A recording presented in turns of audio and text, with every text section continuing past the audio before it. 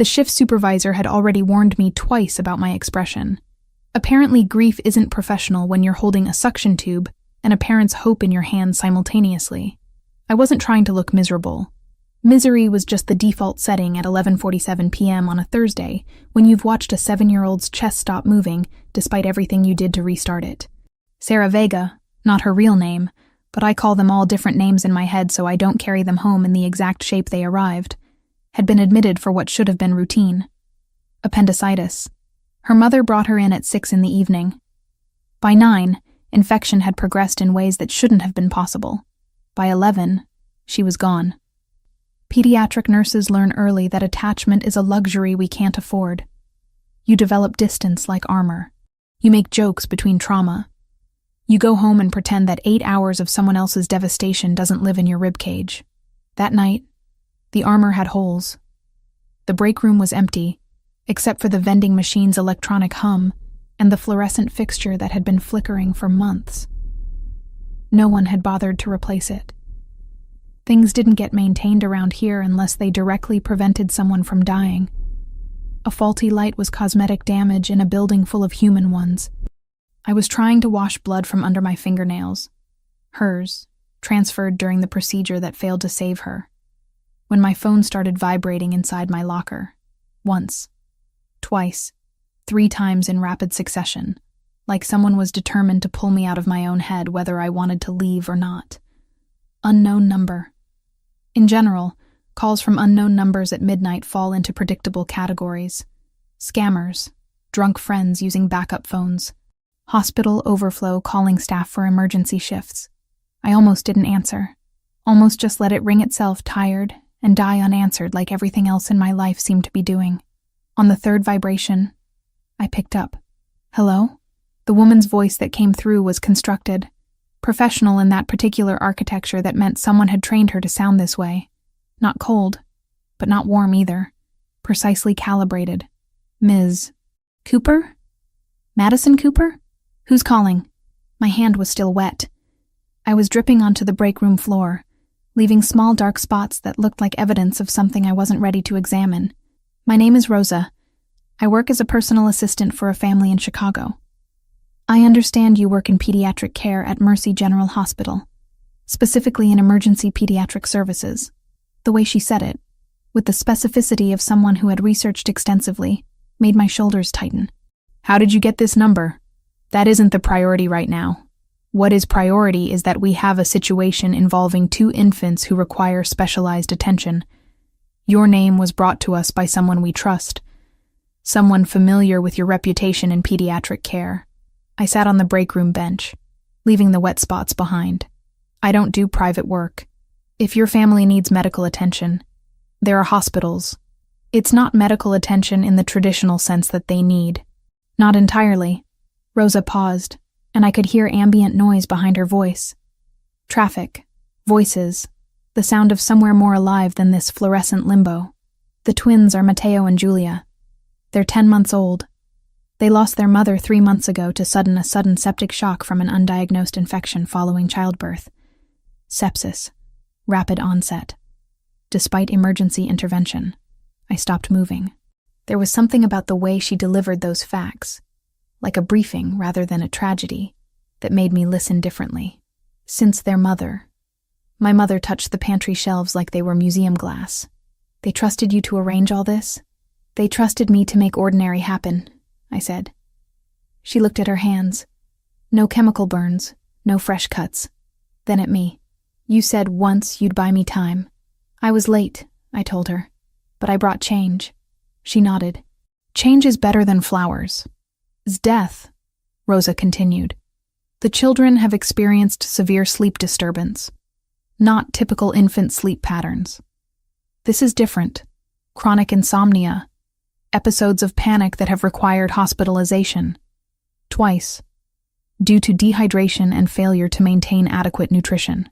Pediatricians have been consulted. Sleep specialists. Medications have been prescribed and adjusted. Nothing has resolved the underlying issue. That sounds like grief response, I said. That's normal for children who've experienced loss. They process trauma differently than adults do. Exactly. which is why pediatricians cannot help them. The problem isn't medical, it's emotional. Your reputation in pediatric circles, particularly your work with children who have experienced loss or trauma, has made your name relevant to our situation. I almost laughed. The break room was still humming with its broken light. I was still wearing Sarah's blood under my fingernails. The idea that someone thought I had answers for anything felt absurd. I appreciate the call, but I don't take private consultations. My work is here. The family would pay $20,000 for 2 hours of your time. The number hung in the air between us like something physical. 20,000. That was 3 times what I made monthly at the hospital. That was more money than my mother had earned in entire years of working as a housekeeper. That was a fantasy number. That's not a reasonable offer, I said carefully. It's their opening position. The amount is negotiable upward, if necessary. We would arrange transportation tomorrow morning. You would spend the day with the children, provide assessment and recommendations. After that, your involvement ends unless you choose otherwise. There was something in how she said it, the precision, the respect in offering an exit, that made me take her seriously instead of hanging up. Why me specifically?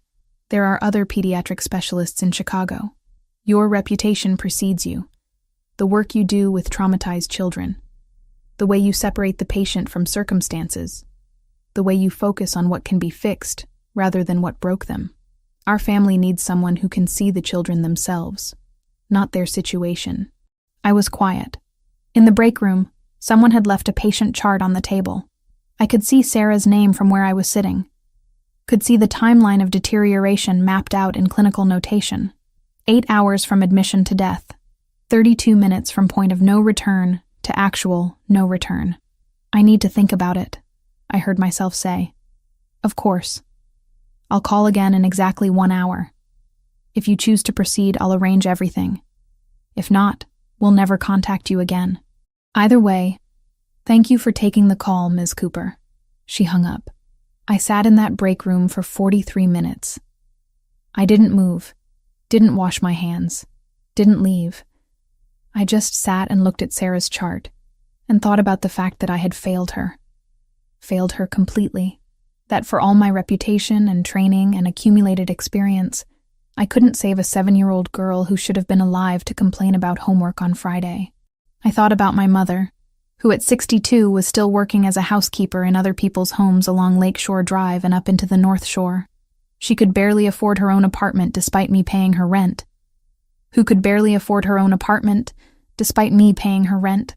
Who had raised me alone after my father disappeared and had done it with hands that cleaned other people's homes for 14 hours a day. I thought about the fact that I still hadn't made enough money to let her retire. That I was 31 years old and still failing at the basic promise of making her life easier. I thought about 2 babies who were living in a world where their mother had simply ceased to exist. My phone buzzed at exactly 1 hour. I answered before it could ring a second time.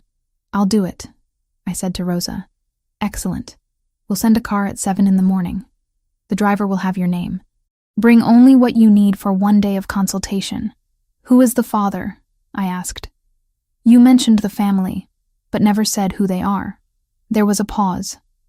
The kind of pause that meant Rosa was deciding how much to tell me. His name is Diego Fioraldi. I knew the name. Not from medical circles or social contexts, from news cycles, from casual references people made in hospital hallways when they thought no one important was listening. Fioraldi, the name that appeared in articles about organized crime that were written carefully enough to avoid lawsuits. The kind of name attached to money that didn't appear on tax returns. The kind of name that suggested empires built in the spaces between legality and necessity. I'm aware of his reputation, I said quietly. What matters, Rosa replied, is that he has 2 children who need care. Everything else is background noise. Can you separate the 2? I didn't answer immediately. Could I? I'd spent my entire career learning to separate patient from circumstance. To see the child and not the parents. To focus on what I could fix and not worry about the machinery that broke them. Yes, I said. I can do that. She gave me an address in a part of Chicago that I'd never been to. Told me the car would arrive at 7. Told me the driver would have my name. Told me to bring only what I needed. I went home to my apartment that was barely bigger than a closet, packed a bag with my professional documents and a change of clothes and the small notebook where I keep observations about pediatric cases, sat on my bed in the darkness, and tried not to think about what I was walking toward. At 4 a.m., I was still awake, still fully dressed, still trying to process the fact that I had agreed to something I didn't understand. The darkness outside my window matched something inside my chest. A door opening to somewhere I wasn't ready to go but couldn't avoid anymore. The car arrived at 7, exactly. Black, tinted windows, driver in dark clothes who didn't introduce himself. He just nodded when I got in and drove in silence toward the part of Chicago I'd never been to. The kind of silence that made every minute feel longer than it should. Lakeshore Drive mansions passed by in increasing size and decreasing accessibility. Gates grew higher. Properties grew wider. The wealth here wasn't decorative, it was defensive. These weren't homes meant to impress. They were fortresses built by people who understood that having things meant having to keep them. The driver turned onto a private road I wouldn't have found on any map. Stone walls lined both sides, cameras at intervals that didn't pretend to be anything but security. Men stood in positions that looked casual until you realized they were strategically placed. They watched the car pass without expression. We pulled up to a gate that was less gate and more statement. Iron. Imposing.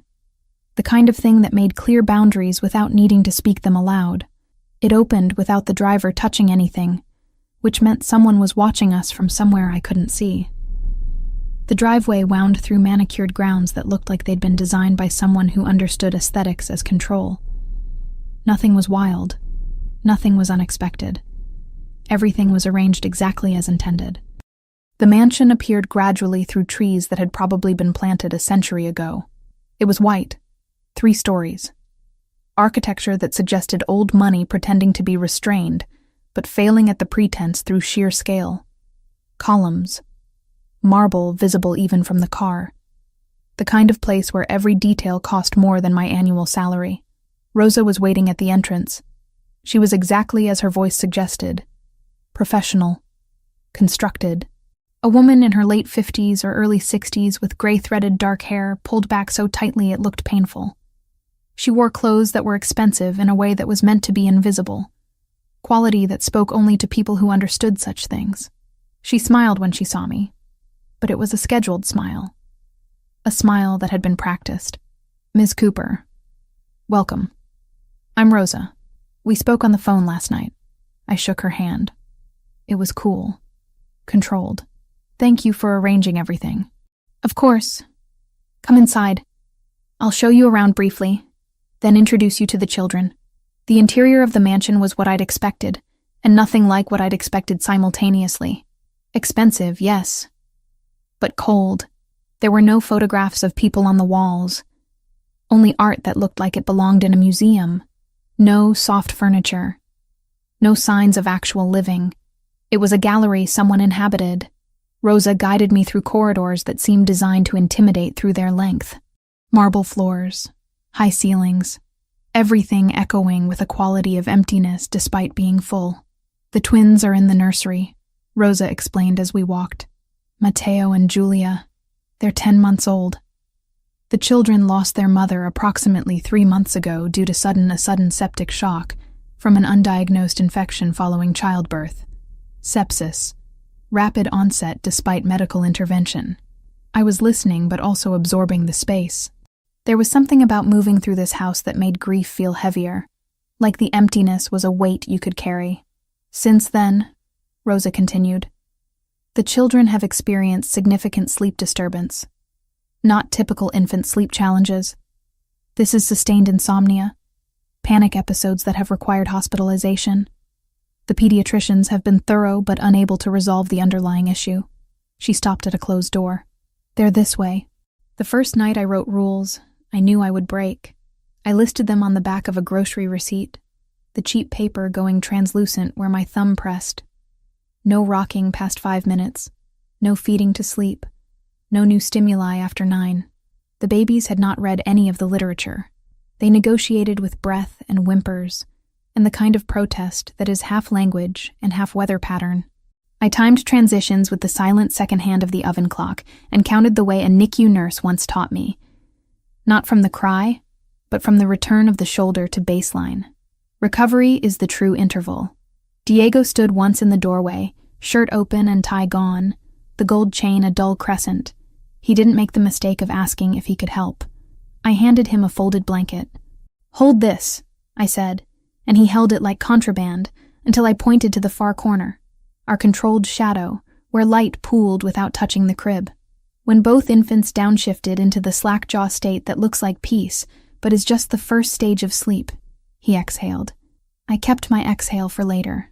I have learned not to spend relief before it matures. At 3:17, the house sighed in old wood in winter. I pressed 2 fingers along the top rail of the crib to provide the smallest resistance, the exact ounces that tell a body it is not falling. Presence, not intervention.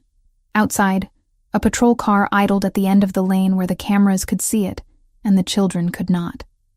I thought of Sarah Vega and the one night we lost a baby because we tried to meet a standard instead of a person. "Your standard is the child," she told me later. "Write it down. Forget the rest." I did. On the back of a receipt, where real rules live. By dawn, the receipt had an oil stain, where Diego set a plate he didn't realize was still buttered. "We'll frame it," he said, too tired to know if he joked. "We'll laminate it," I corrected. The kind of humor you make when the worst thing did not happen. The nursery was the first room I'd seen that looked like an actual space where children lived. It was still expensive, I could see that. But there was clutter here. Toys. A changing table with supplies. 2 separate cribs positioned near each other but not touching. 1 small lamp shaped like a moon. The room was trying to be a place of comfort and failing, because nothing here could hide the fundamental absence. 2 babies were in the cribs. Mateo and Julia. Not sleeping. Just lying there. When they saw Rosa enter, something shifted in their bodies. Subtle, but present. Recognition without comfort. Mateo was on the left. Julia on the right. Both had dark hair, olive skin, features that indicated their Italian heritage. Their eyes were dark, almost black. But what struck me most wasn't their appearance. It was the quality of their alertness. These were babies who had learned to stay vigilant. Babies who understood something was wrong, even if they couldn't articulate what that something was. "Madison Cooper," Rosa said formally. "These are Matteo and Julia Fioraldi." I approached the crib slowly. Not the way most people approach babies, with that performative energy and exaggerated expressions. I just approached them like I was approaching 2 small humans who deserved to be treated like that. "Hello," I said quietly. To them. Just to them. Julia made a small sound. Not quite crying. Not quite anything else. Just a sound that indicated she knew I was there. I spent the next hour simply observing. Not touching. Not forcing interaction. Just existing in the same space. And letting them become accustomed to my presence. I watched how they moved. How they responded to sounds. How Mateo seemed to need physical reassurance, while Julia seemed to need verbal acknowledgement. I watched how they reached for each other when they were distressed. Babies communicate trauma in ways that are often invisible to people who don't know what they're looking for. Elevated heart rates. Changes in digestive function. Difficulty transitioning between states. Hypervigilance that manifests as reduced sleep. These 2 showed all of it. I was taking notes when the door opened. He filled the space before I even registered that he was there. Not because he was loud or aggressive, but because his presence had weight. Diego Fioraldi. The name came with a reputation I'd tried not to think about on the drive here. Now it had a face. He was tall, approximately 6'2". Dark hair, black or nearly black, with threads of gray visible at the temples. He wore a suit that was tailored in a way that suggested the tailor had been very expensive. His eyes were brown, but not warm brown. The kind of brown that looked like it had seen things that changed its color. There was a scar on his right cheek. A thin line that looked like someone had tried to mark him and he'd survived it.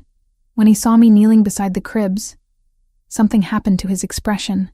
Some calculation occurred behind his eyes. "Ms. Cooper," he said. His voice was lower than I expected. accented in a way that suggested he'd grown up speaking Italian, but chose to speak English now. "Thank you for coming." Rosa explained the situation. "I wanted to observe the children before we talked." He nodded, and the gesture seemed to satisfy him. He approached the cribs, and the twins responded immediately. Not with joy or comfort, but with recognition. Their bodies relaxed slightly. It was the smallest shift, but it was there. They recognized their father, and something in them knew they were safer when he was present. "They're beautiful," I said. And it was true. Despite everything they were carrying, they were beautiful in the way all babies are beautiful. Innocent and fragile, and already damaged in ways that should have been preventable. Giovanna wanted daughters and sons, Diego said quietly. He was looking at them, not at me. She was specific about wanting both. She got what she wanted. And then she was gone. Rafe met me in the mudroom with a binder whose spine had no label. Inside, the tabs were not colors, but verbs. Hardening, routing, clearing. The maps were aerial, the kind you buy from companies that pretend they are not sold to men like Diego. "We don't display power," Rafe said. "We make power boring." He traced a line from Sheridan to Green Bay Road, then to a street that changed its name every 4 blocks because towns like this prefer disguise to signage. 2-car convoy minimum, he repeated. Not for himself, for me. If someone ever asks why, you say it's about nap windows and lane changes. Both are timing problems. And he introduced the team without resumes. Lila, former EMT who did not like to be thanked.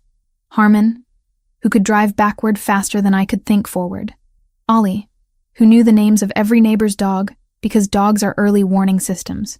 "Security is care," I said before I could stop myself. Rafe looked relieved, the way professionals look when you choose the word they would have chosen. "Good," he said. "Then you'll understand why the nursery door looks like wood and is not." I did. It weighed like a conversation you were trying to avoid.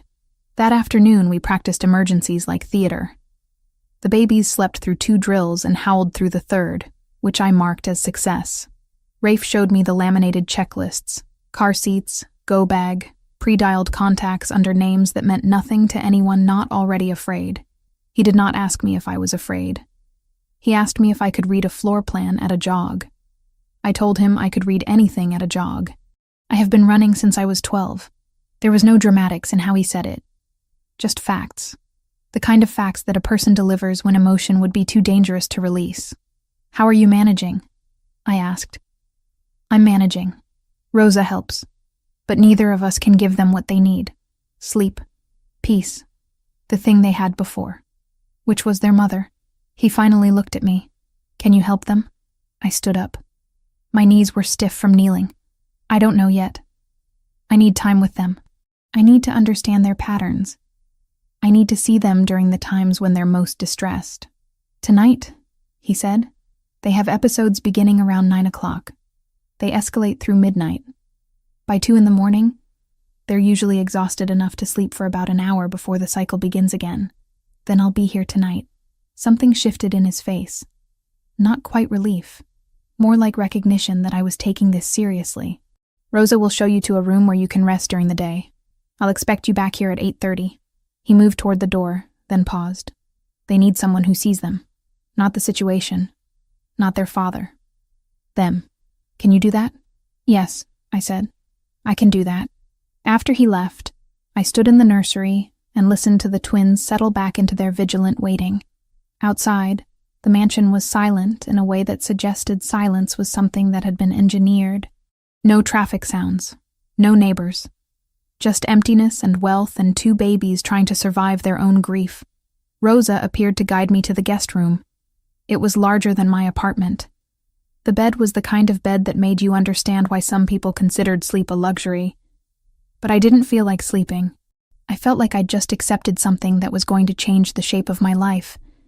And I was standing at the threshold of that change trying to decide if I was brave or just desperate.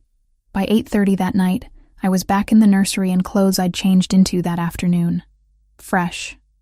Professional. Ready. The twins recognized me from the morning visit, and their recognition felt like a small victory, like maybe I was something their bodies had decided to accept. The first episode started at 9:17, Matteo began crying first, and his crying woke Julia. Not the kind of crying where babies need something, the kind where they're experiencing something they don't have language for. Panic. Terror. The physical memory of abandonment. I moved into the space between their cribs and began doing what I'd learned to do through years of working with traumatized children. I acknowledged the fear without minimizing it. I didn't offer solutions or try to stop the crying. I just existed in the same emotional space, validating that what they were feeling was real and significant, and that I could handle being present with it. And slowly, barely measurably, something shifted. 2 weeks became 18 days before anyone acknowledged that permanence was happening. The twins were sleeping better. Not perfectly, not through the night, but there was measurable change. The panic episodes were shorter. The periods of calm were longer. I had filled an entire notebook with observations about their patterns, their triggers, their small victories. Rosa found me in the kitchen on the morning of day 19. I was making tea for Julia, who had developed minor digestive issues related to her anxiety. Rosa didn't announce herself. She just appeared, which I was learning was her way. "The family would like to speak with you," she said. "Mr. Fioraldi is available now." My stomach tightened. Consultations ending on schedule usually meant they'd decided I wasn't helping, that the $20,000 had been spent, and now it was time to move on to the next specialist. I followed Rosa to Diego's office. I'd been inside it before, but only briefly. It was exactly what I'd expected. Minimalist. Expensive. Designed by someone who understood that true power doesn't need decoration. There were no photographs of Giovanna on the walls here, just like there weren't anywhere else in the house. It was as if she was being systematically erased from the physical space while remaining completely present in everything the space contained. Diego was sitting behind his desk when I entered, but he stood when he saw me.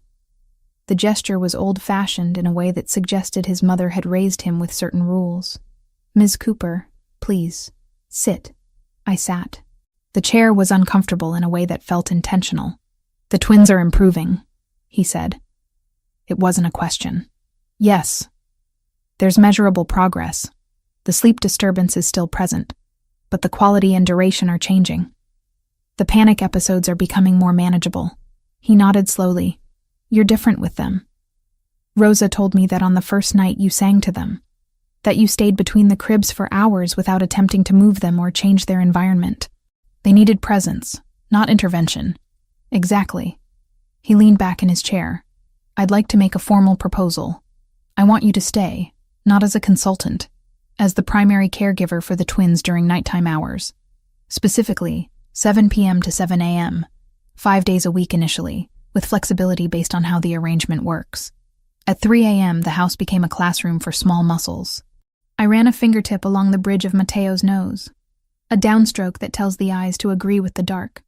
Julia's fists opened one finger at a time, like flowers on their worst day, still deciding to proceed. I narrated under my breath the way NICU nurses narrate to premature lungs. "Now we're lowering the dimmer," I said, and lowered it. "Now I'm moving the chair 2 inches back," and moved it. "Now I'm undoing one button on my cuff so you—" Diego stood in the doorway again, the chain a quiet parenthesis. "You talk them down from the ledge," he said. "There is no ledge," I answered. "There's only a nervous system asking the world to be less." He nodded like a man who could negotiate with men but not with neurons. "Tell me what I can carry," he said. I handed him the responsibility of doing nothing. He wore it like a coat that fit poorly at first, and then, slowly, perfectly. When sleep finally came, it arrived the way a weather change does in a city by the lake. You don't notice the first degree, only the 5th. I wrote it down on the back of the receipt. 14 minutes, then 23, then 41, until the numbers made a staircase we could climb without waking anyone. I felt my chest tighten in a way that wasn't entirely unpleasant. That would require me to leave my position at the hospital. I understand that. I also understand that the hospital doesn't own your time exclusively. You have options. The salary you're offering, I began carefully, it's significant. Too significant for someone to turn down rationally. I understand. After I hung up, I sat on the edge of the expensive bed in the expensive guest room and realized I'd just burned a bridge I'd spent 7 years building. The panic should have been worse. Instead, there was only a sense of rightness, like I'd been holding my breath and was finally allowed to exhale. That night, I went to the twins' nursery earlier than usual. Rosa had disappeared into whatever part of the house she occupied when the sun went down. The house was quiet in the way it always was. Like silence had been engineered into the architecture. Matteo and Julia were already showing signs of the evening anxiety. Their bodies were tense. Their movements were repetitive. They recognized night as the time when things became unstable. I was sitting between their cribs, talking quietly to them about nothing specific, when Diego appeared in the doorway. He didn't announce himself. He just stood there, watching me with his twins. "They'll sleep better tonight," he said. I looked up. "How do you know?" "Because you've decided to stay. They can feel it." I wanted to argue that babies couldn't read minds, that there was no way they could understand employment contracts or personal decisions. But as I looked at them, I noticed something. The tension in their small bodies had already begun to release. Imperceptibly, but measurably. Diego rubbed a palm over his jaw, calculation replacing fear. "You're right," he said. "Leaving would mark you as leverage. Staying makes you structure." "I told the hospital I need a leave of absence," I said. "At least 3 months." He nodded once, like this was exactly what he'd expected. "Thank you." Dr. Chandra's waiting room had a fish tank that solved nothing and whispered anyway. Matteo tried to sign for more with both hands at once, as if language could be multiplied by volume. Julia studied the pattern of light on the ceiling tiles and decided not to cry. "That's regulation," Dr. Chandra said later in the exam room, not looking at me but at the twins, like good detectives address the alibi and not the suspect. "Sleep is not a trick. It's a nervous system learning a grammar." She gave me a printout that wasn't a printout. It was a choreography. Response times, thresholds, acceptable abandon. Diego listened without interrupting, the way men listen when the instructions are finally about something that can be held. "There's nothing wrong with them that time won't teach," the doctor said. "There's nothing wrong with you that permission won't soften." On the way out, a mother with 3 kids under 5 touched my coat sleeve like I was a lighthouse. "How do you do it?" she asked. "We don't," I said. "We learn not to make the ocean larger than it is." In the car, the twins fell asleep in the way that is half physics, half surrender. Diego drove like speed was an apology. I told him the only apology that matters is repetition in the other direction. He laughed once. The sound felt like a new room opening in a familiar house. It was such a simple word. "Thank you." But the way he said it made it clear that he understood what I was sacrificing, what I was choosing, what I was accepting. He left the nursery, and I sat in the quiet and listened to the twins begin to settle. For the first time since arriving at this house, I felt something shift inside my chest. Not fear, not hesitation, recognition, acceptance of a change I couldn't reverse and didn't want to. Around 9 o'clock, just as the twins were finally achieving genuine sleep, there was a sound from outside. A siren, distant but growing closer. Then another. The frequency suggested something serious, something that required multiple emergency vehicles. Out by the lake, the wind did what it always does, change sides without warning, and the city followed. The siren stopped outside the gate. I heard footsteps in the hallway. Urgent. Multiple people moving with purpose. The kind of movement that comes from crisis, not routine. I kept my hands on both cribs, maintaining pressure so the twins would feel the continuity of my presence even in the disruption. Diego appeared in the doorway again, but he was different now.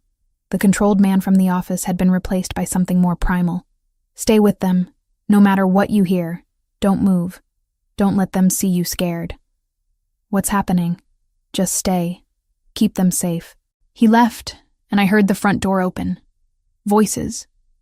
Multiple men speaking in low tones about situations and locations and things I didn't understand. I focused on the twins, on keeping my breathing steady, on making sure they knew through every cell in my body that I was present and solid and would not abandon them. Hours passed. I don't know how many. The sirens eventually faded. The voices eventually stopped. But there was a quality of alteration in the house, like something had shifted in its foundational structure and would never quite realign the same way again. Around 2 a.m, Diego returned to the nursery. There was blood on his hands, but not on his clothes. His eyes were different, colder, like he'd just seen or done something that had required him to access parts of himself that were usually locked away. He looked at the twins, who were finally sleeping, and then at me. "Thank you for staying," he said quietly. "Where were you?" "Somewhere I needed to be." He left before I could ask more questions. I sat between the cribs through the rest of the night, understanding for the first time that the man who employed me was not someone who could be separated from the world that surrounded him.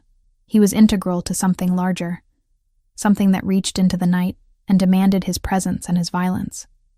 And I had agreed to stay anyway. The pattern became obvious around the 3rd week. Every morning, the twins would recognize me before they fully opened their eyes. Every evening, they would settle faster when I approached their cribs. The panic episodes that had stretched for hours in the beginning, now compressed into manageable segments. There was a rhythm forming, a structure that felt like something resembling stability. Rosa found me in the kitchen on a Tuesday morning, while I was preparing the digestive tea for Julia. She moved with her usual quiet efficiency, never announcing herself, just appearing as if she'd materialized from the architecture itself. "Mr. Fioraldi would like to speak with you," she said. My chest tightened. Consultations that needed formal meetings usually meant endings. I followed her through corridors I'd stopped finding intimidating and into Diego's office. He was standing this time, which made the space feel smaller. He waited until Rosa closed the door before speaking. "The twins are different since you arrived," he said. "Not a question, an observation. They're adjusting. Children are resilient when they have consistent presence. You're not a consultant anymore. You haven't been for days." He stepped closer. "I want to formalize this arrangement. Stay as their primary caregiver, 7 p.m. to 7 a.m., 5 days a week to start, with flexibility depending on how things progress." I felt something shift in my abdomen. Not fear exactly, more like recognition. That would require leaving my position at the hospital. "Yes, the salary you mentioned before still stands. Whatever amount you need, we can discuss it. Let me make the call," I said. My supervisor answered on the 2nd ring. I could hear the irritation in his voice before he spoke. "Ms. Cooper, we've been waiting to hear from you. When are you coming back? I need an extended personal leave of absence. Minimum 3 months, possibly longer." Rosa keeps a ledger that no one asked her to keep. It is not numbers, or not only that. It is units of relief. 1 page for ounces of formula that didn't end in reflux. 1 page for minutes of sleep that arrived before the night got its hands all the way around us. 1 page for words not said in hallways where anger fits like a glove. Every row has a date and a note in the margin. Julia reached for Mateo's sleeve before she fell asleep, as if proof of tenderness might be required later and she intends to have receipts. I found the ledger once on the counter and closed it before I read anything that could change how I look at her. "You can read it," she said, catching the motion. "It makes the days add up to something other than laundry." So I read the page titled simply, "Things That Worked." It wasn't tricks. It was the world made smaller. Fewer lights, lower voices, 1 song instead of 4, sung worse but truer. At the bottom of the page she had written, "We are learning to be boring," which is another word for safe. That night I sang the same song 3 times, off-key, because the twins do not reward accuracy. Rosa stood in the hall, listening like a person who trusts what she hears more than what people say. "It's quieter," she whispered. "Or you are," I said. "Maybe both." The silence that followed lasted too long. "Madison, we discussed this. The hospital can't operate on a skeleton crew indefinitely. If you leave, we can't hold your position." "I understand." "Do you? Do you understand that you're abandoning colleagues who depend on you? Do you understand that you're throwing away 7 years of institutional knowledge and reputation?" I did understand. I also understood that the fluorescent lights had been dimming for me for a long time. That every pediatric patient I saw was starting to feel like Sarah Vega, impossible to save. That my mother had worked 70-hour weeks her entire life, and I still hadn't made enough money to let her stop. "I'm sorry," I said. I need to do this. After I hung up, I sat on the edge of the guest bed in the expensive room and realized I'd just severed something that had structured my entire adult life. The panic I expected didn't come. Instead, there was only a sensation of inevitability, like I'd been walking toward this moment for years and was finally allowing myself to arrive at it. That night, I went to the twins earlier than usual. Rosa had prepared everything. The room was at perfect temperature. The white noise machine was running at consistent volume. The lighting was dimmed to that specific shade that indicated sleep was approaching.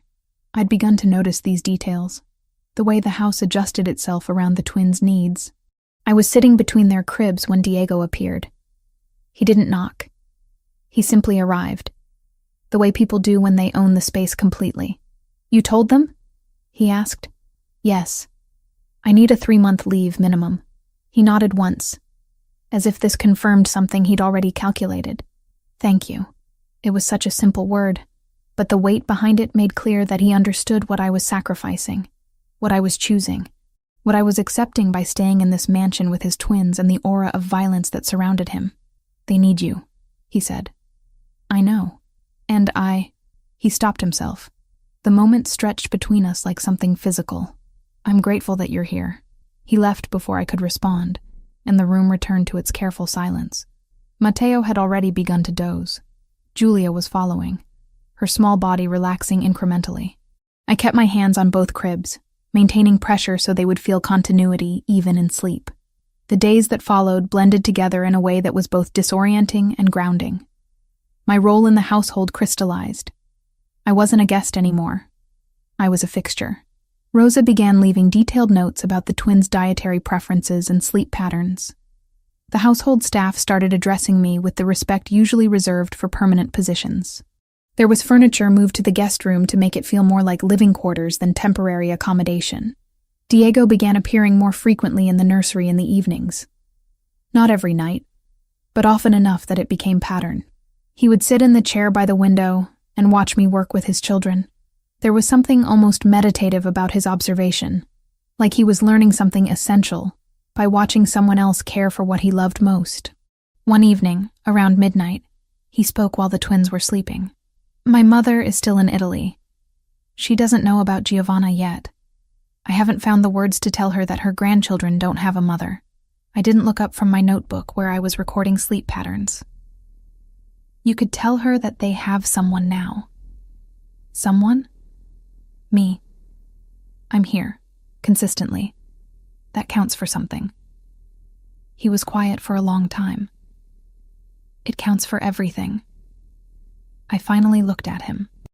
There was something raw in his expression, like he was allowing me to see something usually kept locked behind careful control. Rosa told me you declined the guest room upgrade, he said. The room is fine. The room is a closet masquerading as a guest space. Rosa has been acquiring furniture, a better bed, shelving, a desk. It's in a storage room waiting for you to approve it. I don't need. Not need. I want to. There's a difference. I closed my notebook. Why? Because you're staying. Permanently, I want you to have space that reflects that. The words hung between us. Permanently. It was a long time since anyone had used that word in relation to me. A long time since I'd allowed myself to imagine staying anywhere long enough for it to matter. Okay, I said quietly. He stood to leave, then paused at the door. Thank you for choosing to stay. For choosing them. For choosing this. After he left, I sat in the nursery and realized that I'd made a choice that couldn't be unmade. That the life I'd known before this house, the apartment, the hospital, the structured isolation, was now firmly behind me. That I was building something here with these 2 babies and their complicated father that had the weight of permanence. Outside, the city continued its endless noise. Inside the mansion, there was only the soft breathing of sleeping twins and the sound of my own acceptance of a future I couldn't have predicted and wouldn't have chosen, but was choosing anyway. The grocery store didn't know it was part of an experiment in normal. My mother examined beans like they could tell her where the year had gone. They trusted you to arrange all this? She asked, meaning the house, the schedule, the way the chaos had lanes now. They trusted me to make ordinary happen, I said. She put one bag back, took another. Old habits keep their own calendars. The security detail pretended to be interested in cereal. My mother pretended not to notice. At the register, she counted bills even though I had a card that could have ended the conversation faster. Speed is not dignity, she said. Outside, the air had the damp weight of snow thinking about itself. She tucked her hand into my elbow the way she used to when we crossed streets with broken lights. You said once you'd buy me time, she murmured. I was late, I said. But I brought change. Change is better than flowers, she said. And the sky decided to agree in a soft fall that made the car look like an apology someone kept meaning to make. Diego carried the bags like proof that strength can be quiet. In the back seat, the twins dreamed with their mouths open, which is how I know the body is not guarding the exit. The fourth day without Diego felt like standing in a room where all the air had been removed. The twins could sense it. I could sense it. Even Rosa moved through the mansion differently, with a tension in her jaw that suggested she was managing something beyond my understanding. Day 1 of his absence, I told myself it was business. Day 2, I began tracking their deterioration. Day 3, their panic episodes returned with an intensity that suggested they'd regressed weeks in progress. Day 4, I understood that whatever had pulled him away had consequences that rippled through the entire household. Rosa appeared in the nursery around midnight on day 4. She was carrying fresh linens, but her movements were different, more urgent, more aware that something fundamental had shifted. The children are struggling, she said quietly. They sense his absence. I didn't look up from Mateo, whose breathing was elevated even in sleep. Babies understand absence better than we give them credit for. They feel the vacancy in the structure they've come to depend on. He'll return tonight. How do you know? Because that's what he does. He leaves. He handles what needs handling. He comes back. She replaced the linens and left before I could ask what exactly needed handling. But I had begun to understand what the mansion really was. Not just a residence for a wealthy family. A base of operations. The carefully positioned men. The coded communications I'd see people receiving through earpieces. The way certain rooms were accessed only with specific protocols. The documents I'd glimpsed that mentioned territories and operations and families I didn't recognize. Around 2 a.m, I heard the vehicles. Multiple. The gate opening. Footsteps in the corridor that suggested urgency. I kept my hands on both cribs, maintaining pressure so the twins would feel continuity even in disruption. Diego appeared in the doorway, and I recognized immediately that something had fractured in him. There was blood on his hands. Not dripping. Not enough to suggest he'd been injured. Enough to suggest other people had been. He looked at the twins. Then at me. How are they? Difficult. They know something's wrong. He washed his hands in the small sink in the nursery corner. The water ran red initially, then gradually cleared. He moved with the efficiency of someone who had done this before. There's something you need to understand, he said quietly. Something I should have told you before I allowed you to stay. I waited. My family isn't simple.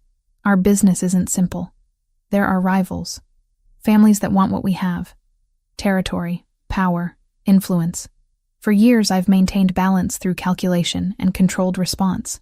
But recently, that balance has begun to fracture. He turned to face me, and his eyes were different. Colder. Like he'd accessed parts of himself that were usually locked away. The Versiani family has been testing our boundaries.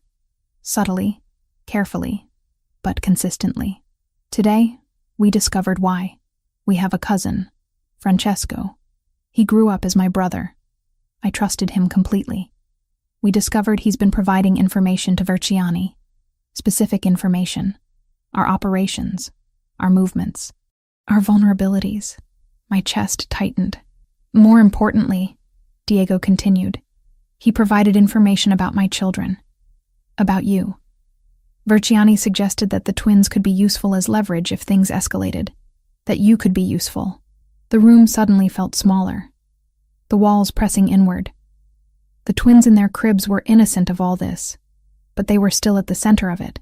You need to leave, Diego said. No, you don't understand what this means. What could happen? I understand exactly what it means. I stood up. If I leave now, Verziani knows I'm a separation point. They know that removing me creates fracture in your structure.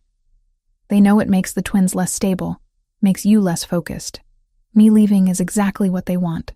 Me leaving proves that I can be leveraged. He was quiet. If I stay, I continued, I'm part of the structure. I'm not a weak point. I'm integrated. That changes the calculation. You'd be in danger. I'm in danger whether I stay or leave. At least if I stay, the children have continuity. He looked at me for a long moment.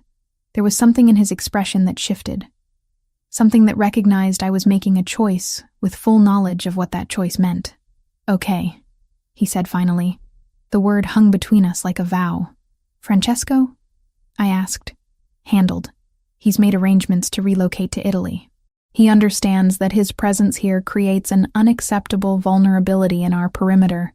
He also understands the cost of betrayal. And Verziani. Still testing, still calculating. But now they know that we know they have an infiltrator. That changes the game. He sat in the chair by the window, the one where he often watched me with the twins.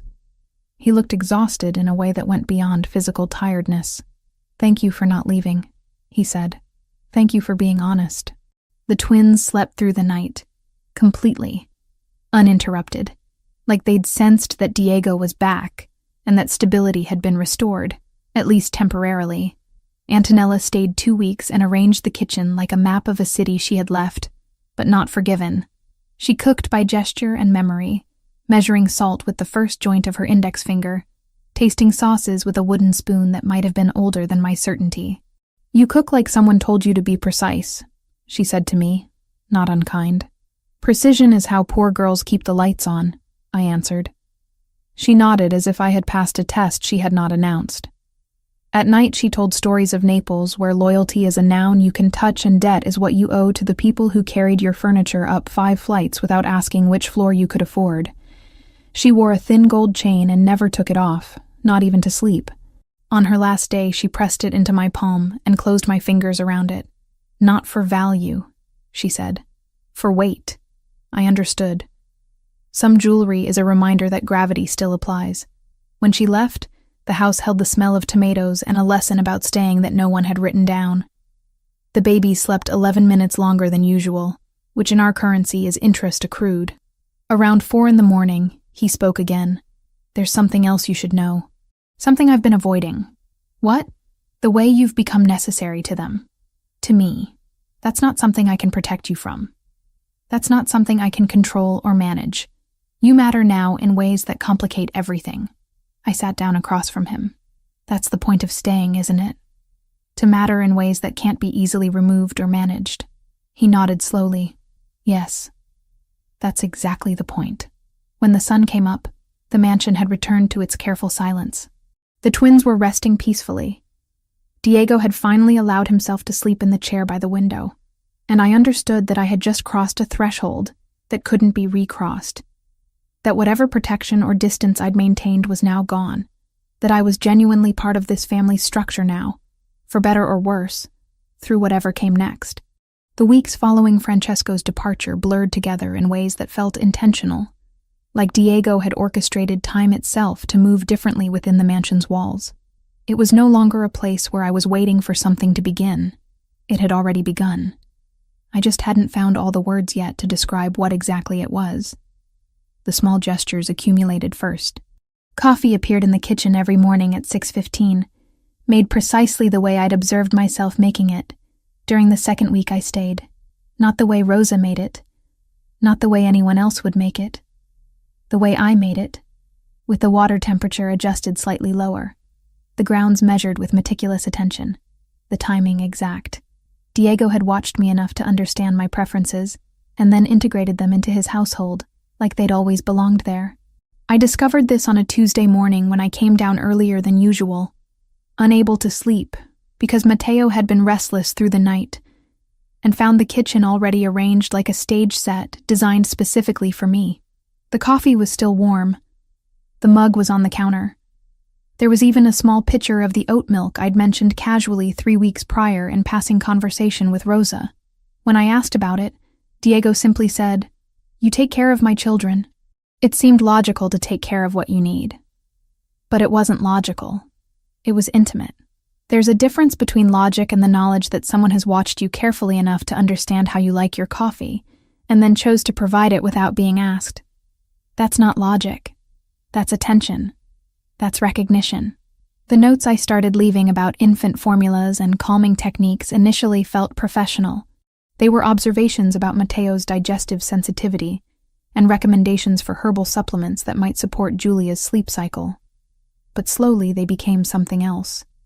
They became a conversation without words. I would leave a note suggesting chamomile tea steeped at specific temperatures. The next morning, Diego would have prepared exactly that amount in a glass container in the refrigerator, labeled with the date and time of preparation. Rosa watched this exchange with an expression I couldn't quite read, something between satisfaction and resignation, like she'd been waiting for exactly this to happen, and was now witnessing its inevitable unfoldment. By the 4th week, the library had become our space. Not deliberately claimed, just naturally occupied.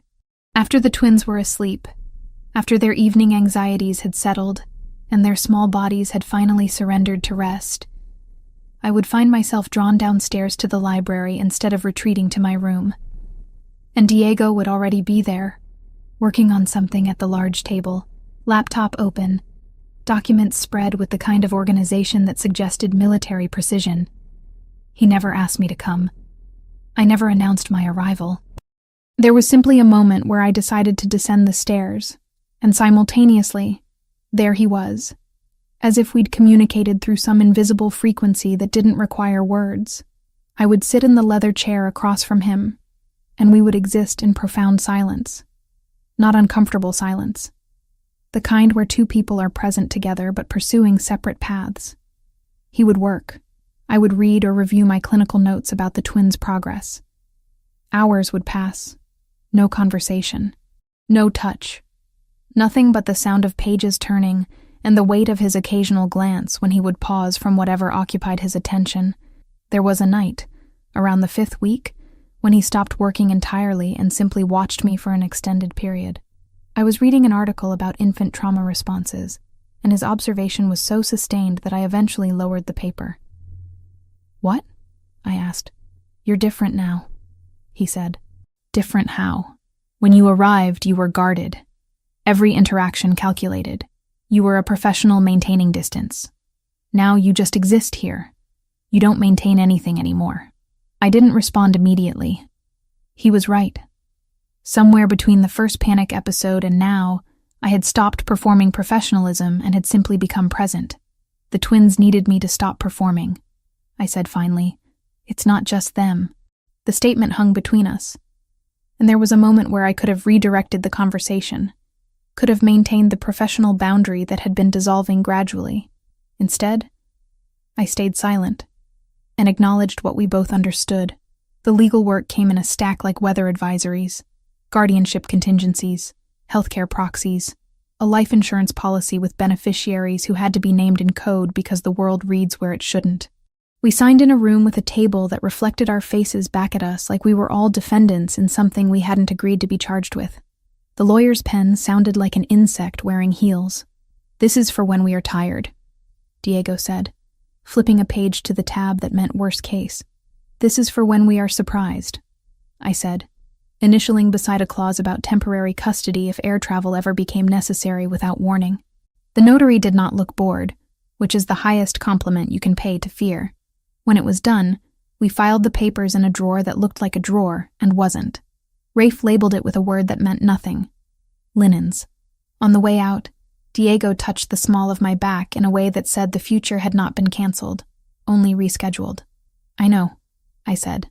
He nodded once and returned to his work, but something had shifted. The unspoken had been briefly acknowledged, and that acknowledgement changed the texture of everything that followed. By week 6, I had stopped sleeping in the guest room that Rosa had outfitted with better furniture. It wasn't a deliberate decision. It evolved through incremental choices. One night, the twins were having difficulty with their sleep cycle, and I brought them both to Diego's bedroom because it was more spacious, because there was room for me to sit between their portable sleep spaces, because something about the presence of their father seemed to calm them more effectively than anything else I could offer. Diego didn't question the arrangement. He simply worked at his desk in the corner, keeping himself present but not intrusive. When the twins finally fell asleep around midnight, he asked if I wanted to stay.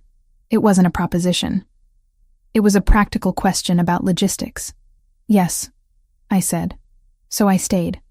And I kept staying. Some nights the twins weren't present, and it was just Diego and me in the substantial space of his bedroom, maintaining a distance that felt significant, even though we were sharing the same bed. There was no sexual contact. There was barely any physical contact at all. But there was intimacy in a way that I was beginning to understand transcended the physical. We would lie in the darkness and talk about things that didn't require solutions. He spoke about his childhood in Italy, about his mother, about the moment he understood that his family's business was something he couldn't escape rather than something he'd chosen. I spoke about my mother, about the guilt of not having provided her with the life I'd promised myself I would give her, about the moment I realized that my career had become a way of avoiding genuine connection rather than facilitating it. "You're different with them," he said one night, while the twins slept between us, their small bodies rising and falling with the regularity of functioning peace. "Different how? You're not trying to fix them. You're just allowing them to be broken, and you're staying anyway. That's what they needed," I said. "Someone to stay with the broken parts, instead of trying to repair them immediately." He was quiet for a long time. Then he said something that shifted everything. "I love you." Not as a confession. Not as something he'd been building toward. Just a statement. A fact. Delivered with the same certainty he used for everything else. I didn't respond immediately. The words deserved more than immediate acceptance. They deserved acknowledgement that what he was expressing was something that complicated everything we'd carefully maintained.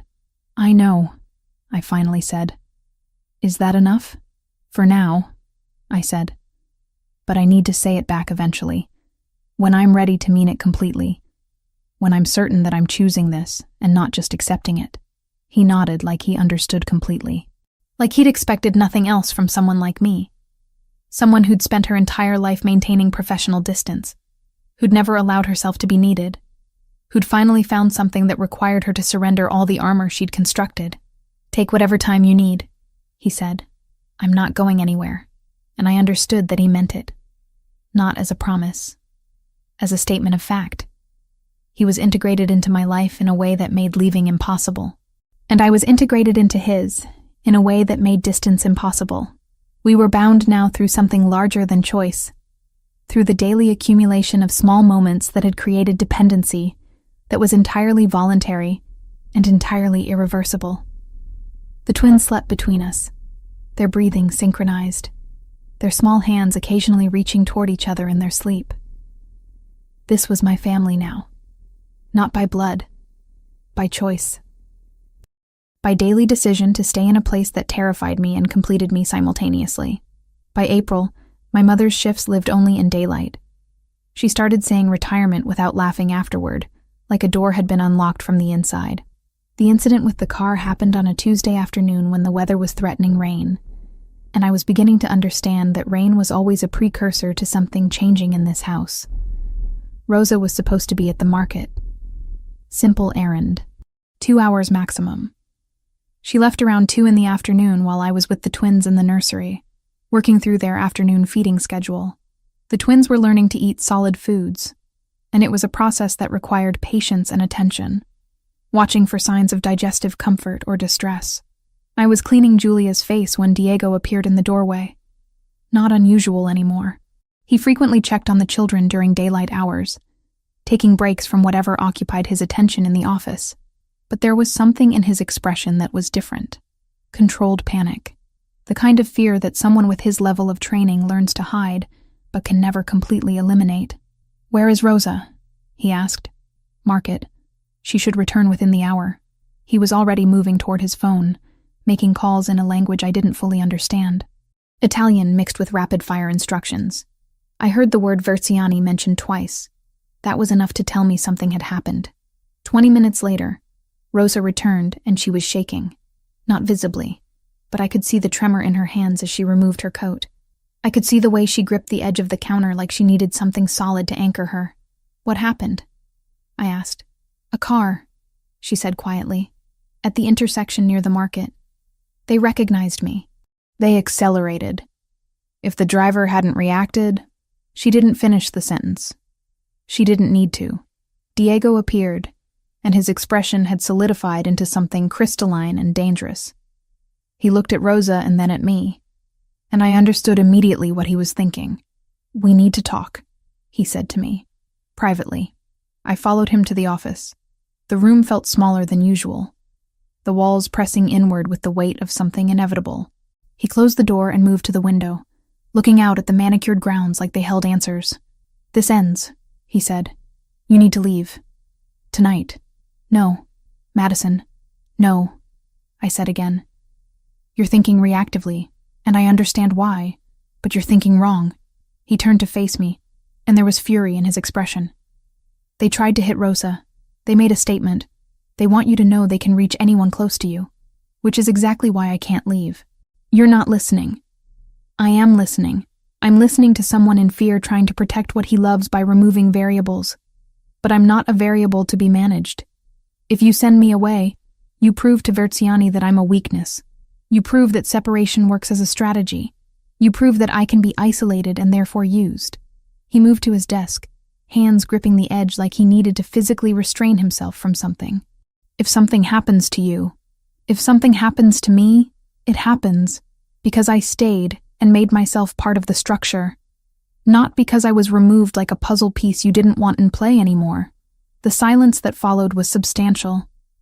I could see him processing, calculating, understanding that I was right, even though he didn't want me to be right. What are you suggesting? He asked finally. Formalize it, I said. Make it official that I'm not an employee or a consultant or someone who can be easily removed. Make me family. Make me yours in a way that changes the calculation for anyone thinking about leverage. He looked at me like I'd proposed something radical. And I suppose I had. You understand what you're asking, he said. Yes, I do. There's no going back from that. I know. He was quiet for a long time. Then he picked up his phone and made calls. Not to security. Not to people who handled threats. To people who handled ceremonies. To people who bore witness to declarations of commitment within the structure of his world. By evening, the house had transformed. Not dramatically. There were no decorations or flowers. Nothing that would suggest celebration to someone observing from outside. But there was a formality in how the household staff moved, an awareness that something significant was occurring within the mansion's walls. Rosa appeared in my room around 7 o'clock. She'd cleaned herself of the afternoon's trauma and now moved with restored composure. She carried clothing. For the ceremony, she said. It wasn't a question whether I wanted to participate. It was assumption that I understood this was happening. The dress was simple, elegant, ivory-colored. Nothing like a wedding dress, but there was ceremony in its simplicity. When I was dressed, Rosa guided me to a room I'd never been in before. It was a library within the mansion. Smaller than the main library, more intimate.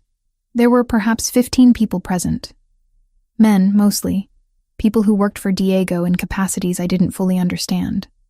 A few women. And my mother. I stopped moving when I saw her. She was sitting in the front, tears already streaming down her face, her hands pressed together like a prayer. She looked older than I remembered her from just weeks ago.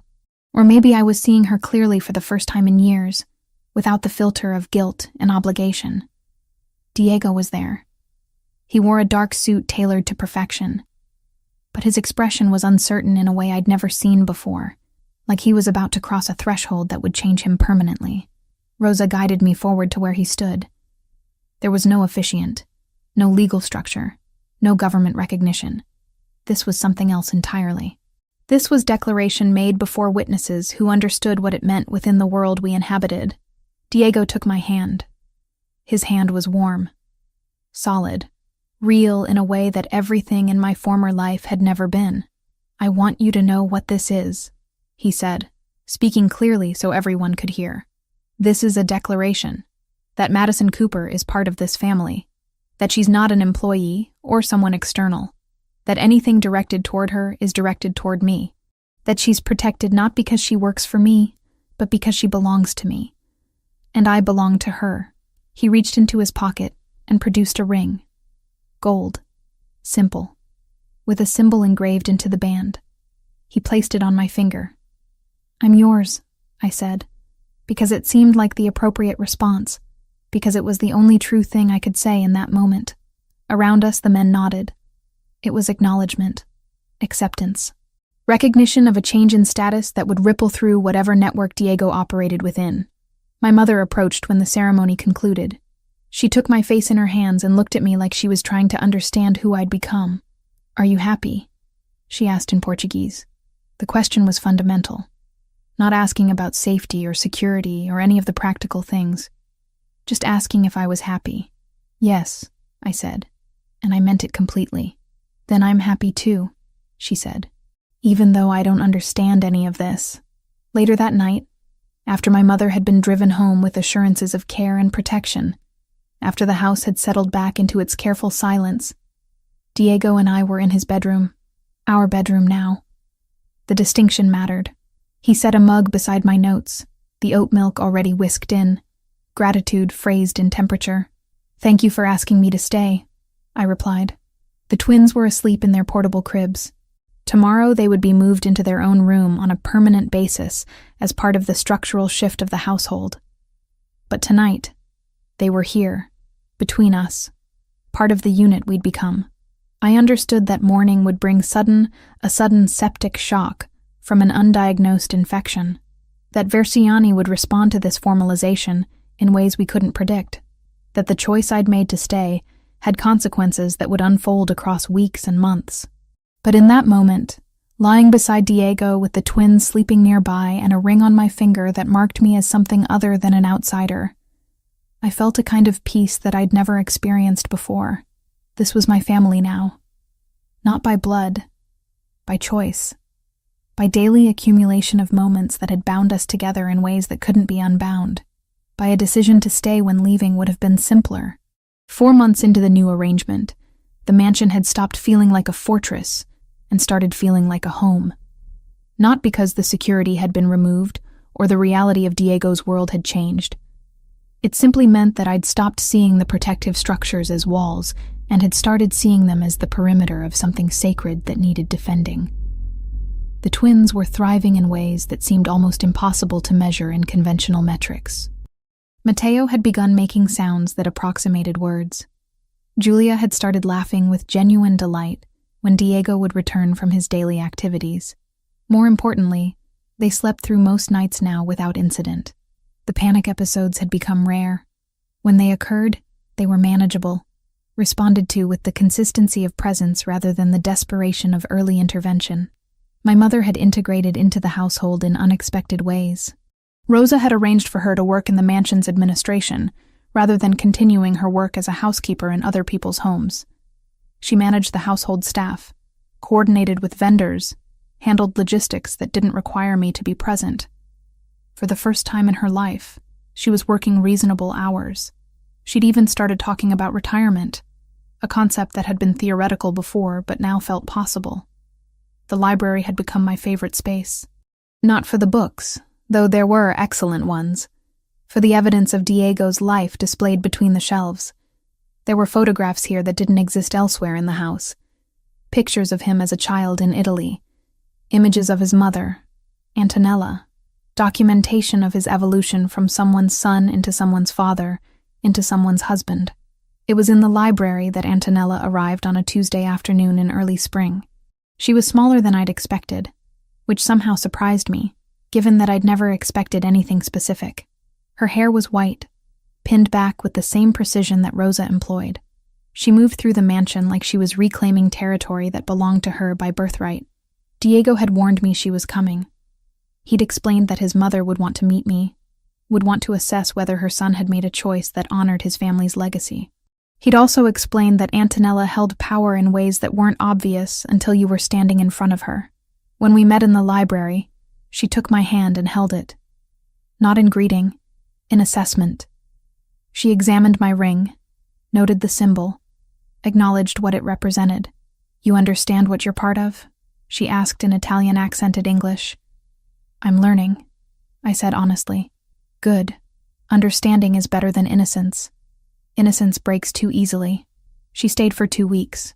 She spent time with the twins in ways that suggested she'd been waiting for grandchildren her entire life. She cooked traditional Italian foods in the mansion's kitchen, filling the space with aromas that had no precedent here. She watched Diego interact with me and nodded once, a gesture that apparently constituted approval.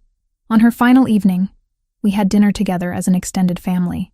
My mother, Antonella, Diego, the twins in their high chairs, Rosa overseeing everything with her characteristic efficiency. It was the closest thing to normal family dinner that I'd ever experienced. Antonella raised her glass. To family, she said, not made by blood but by choice and commitment. My son has chosen well. My grandchildren have what they need.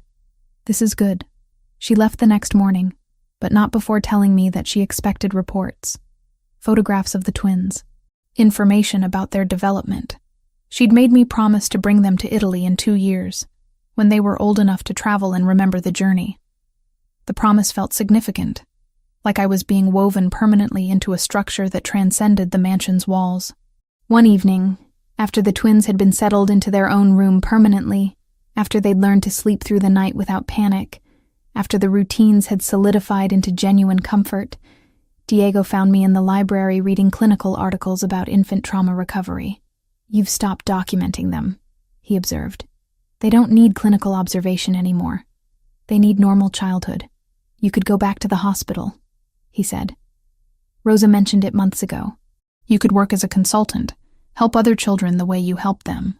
I set down my article. Would you want me to? What I want doesn't matter. What matters is what you need. I considered this. The truth was that I didn't miss the hospital. I didn't miss the fluorescent lights or the emergency protocols or the cycles of saving some children and losing others. I had found something here that felt more aligned with who I actually was, rather than who I'd been trained to be. I'm going to do something different, I said. Rosa mentioned that there are families in Chicago who deal with similar situations. Children who've experienced loss, whose parents don't have access to someone like me because of their circumstances. I want to work with those families. Provide guidance without judgment. He nodded like this was exactly what he'd expected. I can help with that.